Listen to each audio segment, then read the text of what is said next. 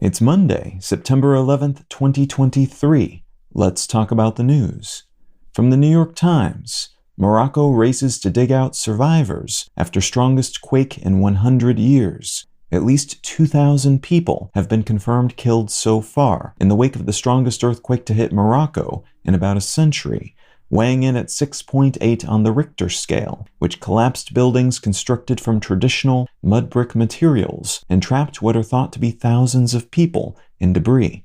Moroccan personnel, bolstered by foreign volunteers and equipment, are scrambling to rescue survivors across the central and southern portions of the country.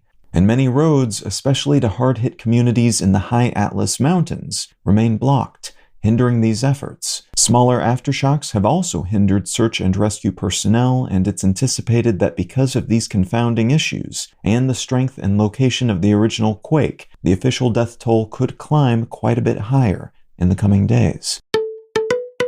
From The Guardian, African Union made permanent member of G20 at Delhi summit. The African Union, consisting of 55 African member states, though 6 of those nations have been suspended because they're currently run by military juntas, was added to the G20 Intergovernmental Forum as a permanent member at this year's summit in India. This move is expected to add more visibility to concerns held by African nations, as previously only South Africa was a G20 member, and it may require that the forum change its name, as previously it consisted of 19 nations and the EU. The G20 is an important symbolic body because before the addition of the AU, it encompassed about 80% of the world's income, 75% of international trade, 2/3 of the global population, and about 60% of the world's land area. Those figures will increase as the African Union's numbers are incorporated, since Africa is the fastest growing continent by many metrics. And from the Associated Press, Maldives presidential election heading for second round after no clear winner emerges.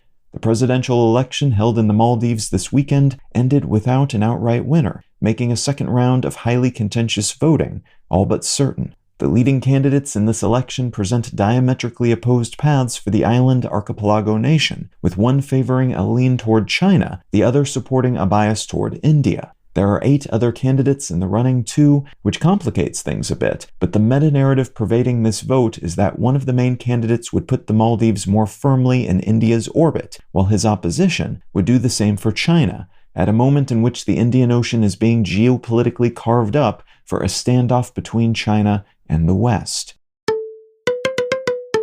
If you're finding some value in One Sentence News, consider leaving a quick review wherever you get your podcasts and/or sharing the show with a friend. You can find out more about this show or subscribe to the email version at onesentencenews.com. And you can support this and other related projects, like the Let's Know Things and Brain Lenses podcasts at understandery.com.